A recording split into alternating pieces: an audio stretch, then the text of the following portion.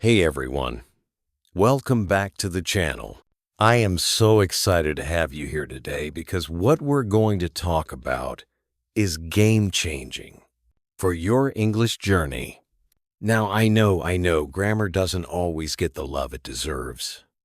It can sound boring or complicated, but trust me, after today you will never look at grammar the same way again.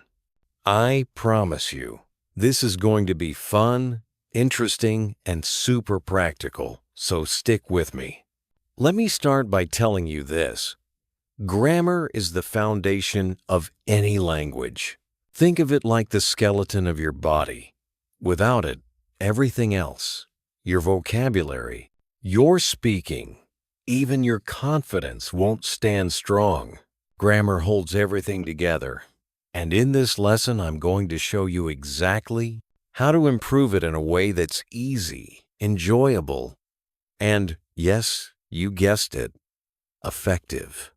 Importance of grammar. Now, some of you might be thinking, I know grammar's important, but is it really that big of a deal? Let me tell you, it absolutely is. Imagine you're having a conversation and you say, "She don't like pizza." What happens? People might understand what you're saying, but you're not coming across as fluent, right? Or worse, it might make people think you don't know English well. Grammar helps you sound professional, confident, and clear.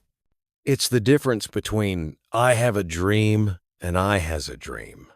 Sure, both might be understood, but only one will make you sound like a true English speaker, and I want you to be that person. You deserve it. But here's the thing. You don't need to be perfect. Grammar is about progress, not perfection. It's about communicating clearly so people understand you, and that's something you can absolutely master. What is grammar? Okay. So, what exactly is grammar? Simply put, grammar is the system of rules that structure a language. It's the way we organize words, sentences, and punctuation so that everything makes sense. Think of grammar as the rules of a game. Without rules, the game would be chaotic, right? Imagine playing soccer with no boundaries, no goals, or even no rules for how the ball should move. Rules would get messy. Grammar is what keeps your game of English from falling apart. It's why we know when to say, "I am going to the store," and not "I going to store." It's why we say "she has been reading" instead of "she been reading." These little rules might seem small, but they add up to big results in the long run. How do you learn grammar? Now, you might be thinking, okay, this sounds important, but how do I actually learn grammar? Without falling asleep? Trust me, I've got you covered. First, start with what you already know. Look at your English in daily life. Whether you're watching TV shows, listening to music, or even reading posts on social media, pay attention to how grammar is used in real situations. For example, have you ever noticed how people speak in different tenses? In a movie, you might hear someone say, "I was walking to the store yesterday." Why? Because they're talking about something that happened in the past, so they need the past tense. Easy, right? Just observe the world around you and learn from what you hear. Next, make it a part of your routine. Start small. Pick one grammar rule to focus on each day. Maybe today, you focus on how to use have and has correctly.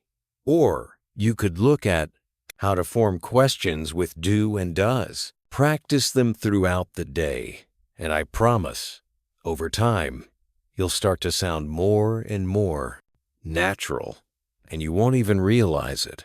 Here's an interesting tip. Try to speak in English every chance you get. I don't care if you're in the shower, on the bus, or just walking around your house. Say things out loud, even if you're just talking to yourself. It's like training your brain to think in English. Imagine you're explaining to someone how to use the past tense. I played tennis yesterday, or she studied all night.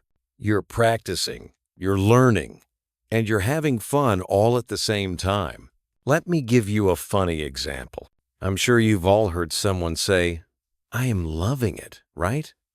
Like McDonald's uses this in their ads. But here's the thing. Technically, that's incorrect. We don't usually say, "I am loving it," because we're talking about something that's happening now. You should say, "I love it." Simple, right? So every time you hear, "I am loving it," just think, that's a grammar mistake, and I'm smarter for knowing the right way. And guess what? As you keep learning grammar and noticing these things, you'll start to feel like a grammar detective. You'll start spotting errors in everyday language, and it will feel great. All right. Now that you've seen why grammar is so important, and you're already starting to think about how it shapes your English, it's time to dive in deep. But don't worry. We're not going to bore you with pages of rules and exceptions. Nope. Instead, I'm going to share with you some powerful tricks, little strategies that will make grammar feel like a walk in the park. Are you ready for this? Let's get started. Trick 1. Start with simple sentences. Let's be real. Grammar can seem scary when you look at all those complicated sentences in textbooks. But here's the secret. Keep it simple. If you can master simple sentences, you're halfway there.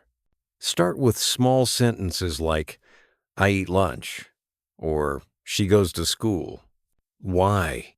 Because the simple present tense, like eat, go, study, and work, is the foundation of almost everything in English.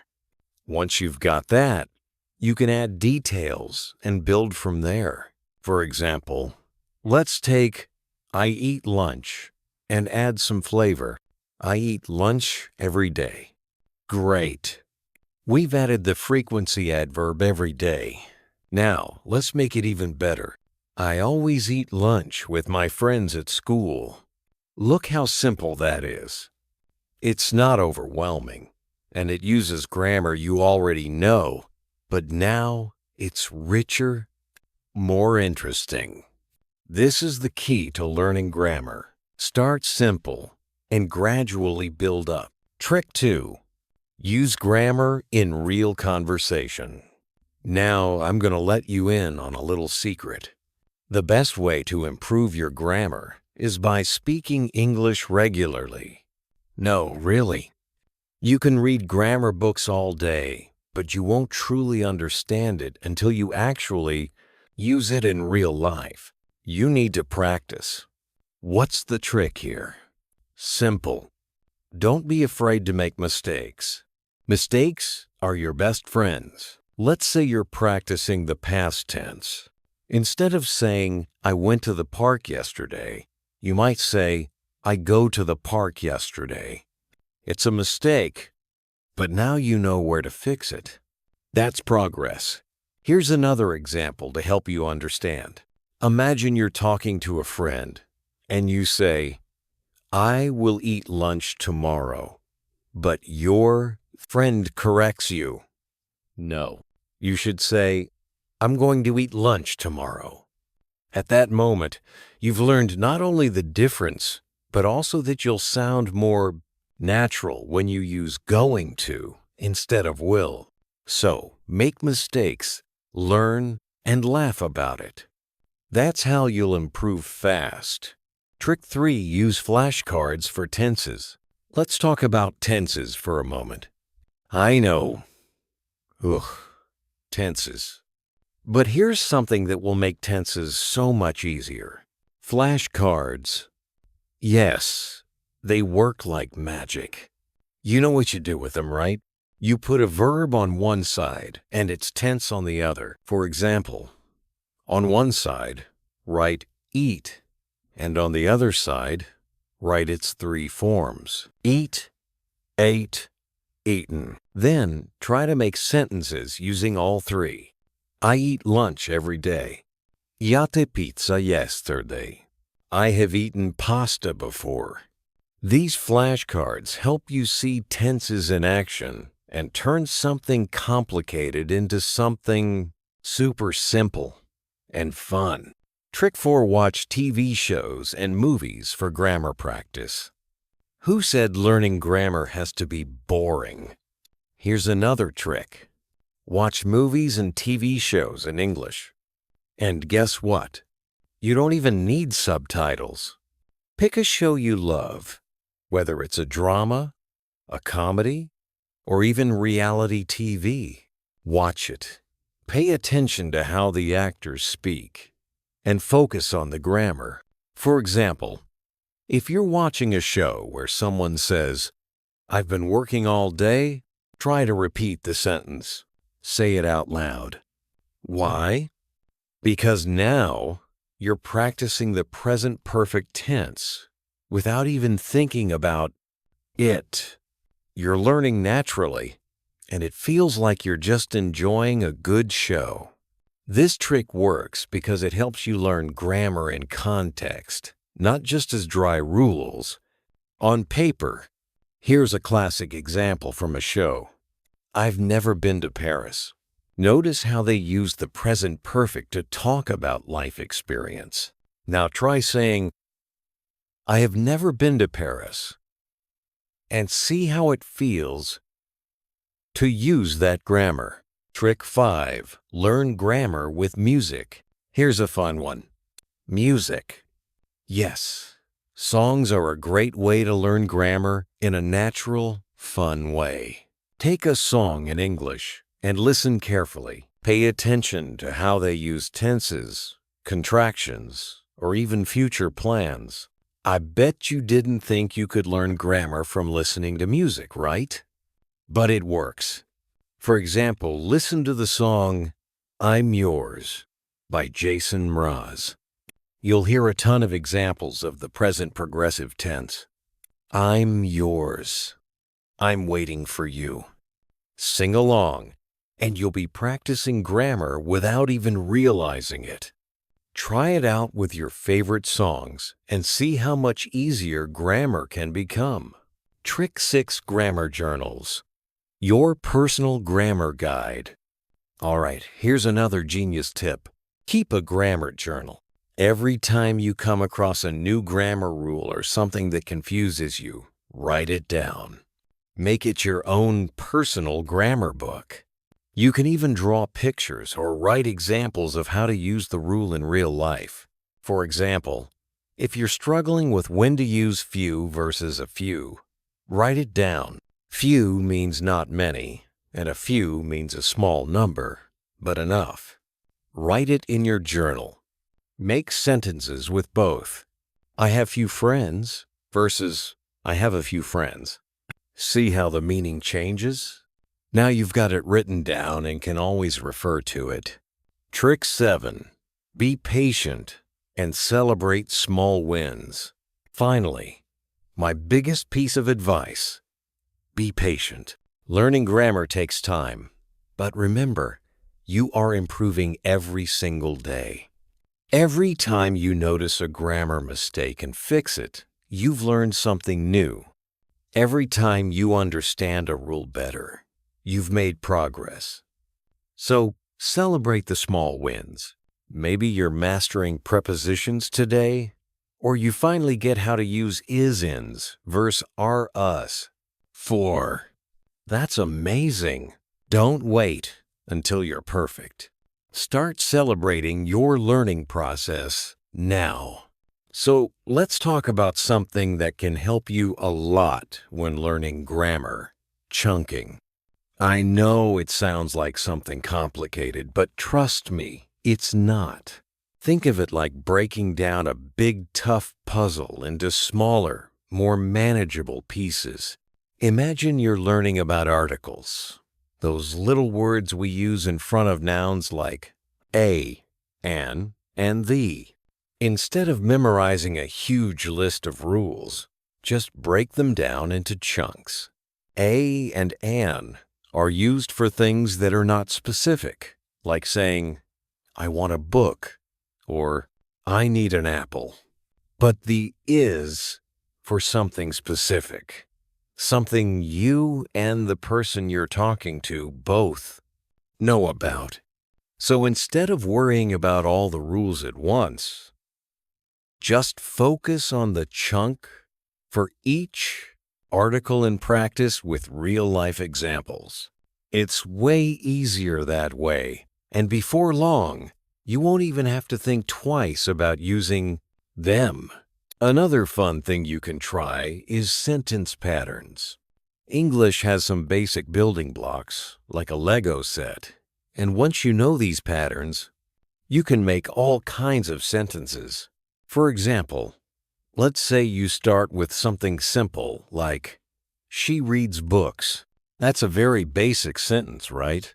But you can do so much more with it by changing the structure. She reads book quickly. She reads books at night. You can even switch things around, like, at night, she reads books. It's like a secret trick to make your sentences more interesting without getting lost in complex grammar rules. Have you ever thought about turning grammar into a game? I know it sounds a bit crazy, but trust me, grammar games are awesome. Let me explain. Imagine you're playing a game where you have to fill in the blanks of sentences. For example, he bought voices to the store, and your job is to figure out what verb fits in there. It could be goes or went, depending on the tense. Or how about a bingo game, but with grammar rules? Each square has a grammar concept, and when you use that rule in a sentence, you get to mark it off.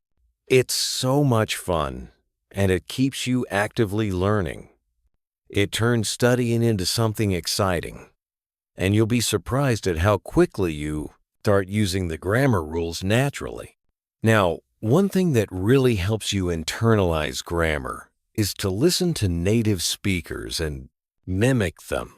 It's like learning a dance by watching someone who already knows the moves. When you listen to how native speakers talk, pay attention to their grammar without thinking too hard about it. You'll hear them using the present continuous, like I'm watching TV. Or maybe you'll hear them say, she's been to Paris.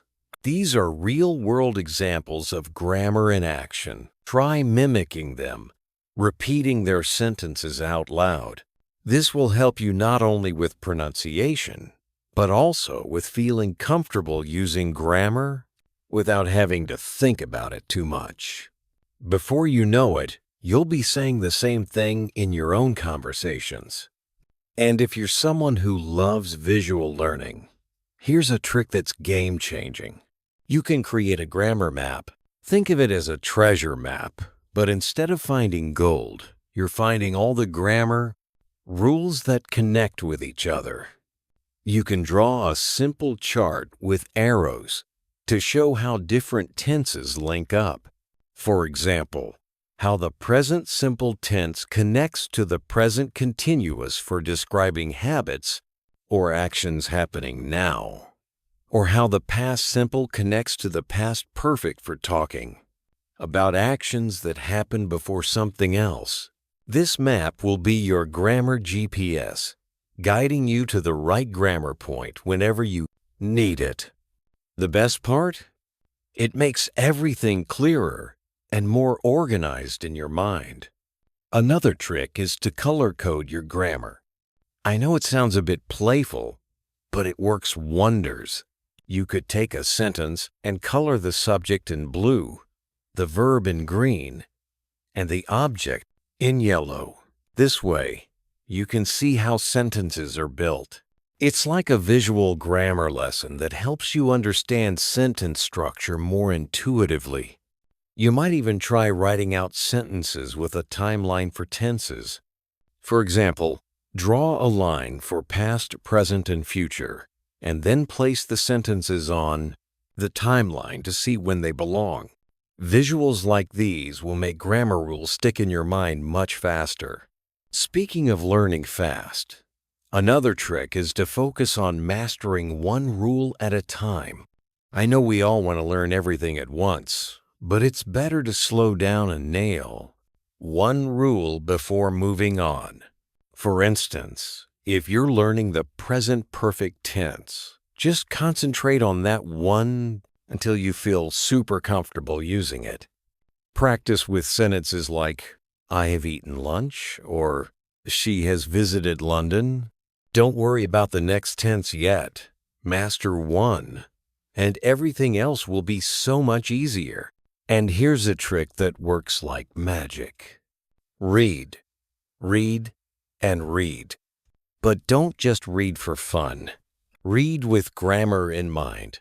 Read books, articles, or even social media posts, and pay attention to how sentences are formed. Notice how grammar rules pop up naturally in these sentences. You'll start recognizing patterns without even thinking about it. And the more you read, the more your brain will start to automatically use the right grammar when you speak or write. It's like planting seeds. Eventually, they'll grow into beautiful grammar flowers. Finally, remember that learning grammar isn't about memorizing rules. It's about using the rules in real situations. Think of grammar like the tool that helps you express yourself. The more you use it, the better you'll get at it. So keep practicing, keep playing those grammar games, and keep reading and listening to native speakers. Every time you make a mistake, it's not a failure. It's progress. You're learning and getting better each time. Now, how awesome is that? By applying these simple, fun tricks, you'll feel confident in your grammar, and you'll see that learning grammar can be just as exciting as watching your favorite show or playing your favorite game. Just keep practicing, keep experimenting, and before you know it, grammar will be second nature. The final stretch of this grammar journey, we're going to take a deep dive into grammar concepts and tricks that will empower you to become a master. First of all, let's talk about prepositions. Those little words that seem so simple but can trip us up. Things like in, on, at, by, and with. To most people, prepositions seem like tiny, unimportant words, but they actually make a huge difference in how we communicate. You might wonder, how do I even remember these things? Well, here's the trick. Connect them with specific situations. For example, you sit on a chair, but you sit in a car. You live in a city, but you live on a street. When you connect these prepositions to real-life examples, you start to get a sense of how they work naturally. The key is context, understanding the situation in which the preposition is used. This is what will make them feel less like rules and more like part of how you naturally think. Next, let's talk about one of the most powerful and sometimes overlooked aspects of grammar, the passive voice. It's like a secret tool that can change how you communicate. Passive voice takes the focus off the doer of the action and puts it on the action itself. For example, instead of saying, "The teacher explained the lesson," in passive voice, you say, "The lesson was explained by the teacher." This is especially useful when you want to emphasize the action rather than the person performing it. which can be very helpful in both professional and creative writing. It can sound more formal and objective. The trick to getting passive voice right is focus on the object and use the right form of the verb to be. For example, is, was, or will be, along with the past participle of the main verb. With practice, you'll begin to use it naturally, and it will add a sophisticated touch to your writing and speaking. Another thing that will make a huge difference is learning how to combine sentences effectively. Combining sentences not only makes your writing more fluid, but also gives you more flexibility to express complex ideas. Instead of saying, "I like reading books," "I also like watching movies," try combining these two sentences. "I like reading books and watching movies." Or if you want to add more information, you can say, "I like reading books, and I also enjoy watching movies, especially on weekends." By linking ideas together, you avoid sounding repetitive and your sentences flow more smoothly. You can practice this with different conjunctions like and, but, because, and although. The key here is to keep your sentences connected but avoid overcomplicating them. Conditional doesn't mean weak, it means effective. As we move forward, let's dive into conditionals, a powerful and fascinating part of grammar. Now, conditionals are all about possibilities, what-if situations. The first conditional is simple. If I study, I will pass the exam. We're talking about a real possibility in the future. The second conditional is for something a bit more unrealistic. If I won the lottery, I would travel the world. And the third conditional is used for something that didn't happen but could have in the past. If I had studied harder, I would have passed the exam. When you get the hang of these, they'll unlock all kinds of ways to express hypotheses, dreams, and regrets. The beauty of conditionals is that they allow you to speak about so many aspects of life. Whether you're imagining a future situation or looking back at a past mistake, conditionals give you the perfect grammar tool to say what you want. We can't forget about reported speech. This is when you talk about what someone else said. Instead of quoting directly, you transform their words into your own. For example, if someone says, "I'm going to the store," you would report it as, "She said she was going to the store." The trick to mastering reported speech is to pay attention to shifting tenses. In reported speech, you often move the verb tense back one step. Present becomes past, past becomes past perfect, and so on. It can sound tricky at first, but with practice, you'll start getting a feel for it. Think of it like telling a story.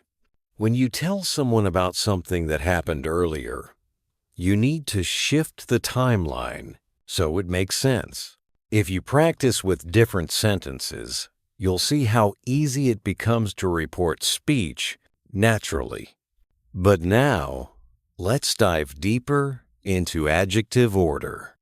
You may not realize it, but in English, when you put more than one adjective before a noun, they follow a specific order. It's like a secret code. For example, I saw a beautiful old wooden chair. Notice how beautiful comes first, then old, and finally wooden. The order is important and follows this pattern. Form plus, size plus, age plus, shape plus, color plus, proper adjective plus, material. It's the magic formula that makes your sentences sound natural and clear. Once you get this order in your head, your descriptions will start to flow much better. Now, let's talk about consistency. And this is where a lot of people slip up. If you start a sentence in one tense, You need to stay in that tense unless you're doing it on purpose. For example, yesterday I was walking in the park and I see my friend sounds odd because you switch tenses. Instead, it should be, yesterday I was walking in the park and I saw my friend. This is all about being consistent in how you express your thoughts, and it's a very important aspect of fluency. The more consistent you are, the more natural your speech and writing will sound. Here's a final tip for grammar success. Practice by teaching others. It's one of the best ways to learn anything, especially grammar. Try teaching a friend or even talking about grammar rules to an imaginary student. When you can explain a concept clearly, it means you understand it deeply. And don't just read about grammar, use it. Write short stories, speak to your friends in English, or even keep a journal. The more you use grammar in real-life situations, the stronger your understanding will become. But here's the thing, don't rush. Remember that learning grammar is a journey, not a destination. It's okay to make mistakes. In fact, mistakes are a necessary part of the learning process. Every time you make a mistake, you are learning. Think of each mistake as a lesson that brings you one step closer to mastering grammar. And here's a secret. Even native speakers make mistakes, so don't be hard on yourself. Celebrate every bit of progress you make, no matter how small. Keep practicing, keep making those mistakes, and keep improving. The most important thing I want to tell you right now is this. You are capable. You have the ability to learn and use grammar with confidence, and you will get better every day. It's not about perfection. It's about progress. As you continue on your journey, you'll find that grammar becomes second nature, and you won't even have to think about it as much. You'll be able to speak, write, and understand English with ease. Remember, you're not alone on this journey. Thousands of learners are out there with the same goals and dreams. They face the same challenges, made the same mistakes, and yet they've become fluent. So keep going, keep learning, keep practicing, and never give up. Your dream of mastering English grammar is absolutely within your reach. Keep pushing forward, and soon enough, grammar will no longer be something you just understand. It will be something you live. Keep going, keep practicing, and never give up.